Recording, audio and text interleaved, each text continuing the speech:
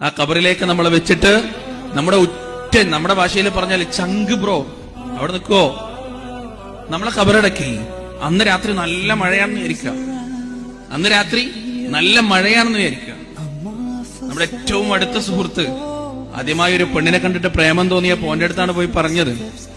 Love letter ഒക്കെ എഴുതുമ്പോ അവനാണ് വാട്സപ്പിൽ അതിന്റെ ഓരോ ടിപ്സ് ഒക്കെ എനിക്ക് അയച്ചെന്നത്. അവനാ രാത്രി നിങ്ങളുടെ ഖബറിന്റെ അടുത്ത് വന്ന് നിൽക്കുവോ? ആ ഖബറിന്റെ ഉള്ളിലെ അവസ്ഥ എന്തായിരിക്കും? അതിന്റെ ഉള്ളിൽ ആദ്യം മണ്ണിലേക്ക് ആ വെള്ളം ഇങ്ങനെ കിനിഞ്ഞിറങ്ങും. ആ കല്ലിന്റെ പുറത്ത് വെള്ളം ഇങ്ങനെ തളം കെട്ടി നിന്നിട്ട് ആ കല്ലിന്റെ ഇടയിലൂടെ വിടവിലൂടെ ആ വെള്ളം മൂർന്ന് ഖബറിലേക്ക് ഇറങ്ങും. നിങ്ങൾ കിടക്കുന്ന ഖബർ മുഴുവൻ വെള്ളം കൊണ്ട് നിറയും. അതിനകത്ത് നിങ്ങളുടെ ശരീരം പൊങ്ങിക്കിടക്കും. മരിച്ചാൽ വെള്ളത്തിൽ താണു കിടക്കൂലല്ലോ, പൊങ്ങിക്കിടക്കും.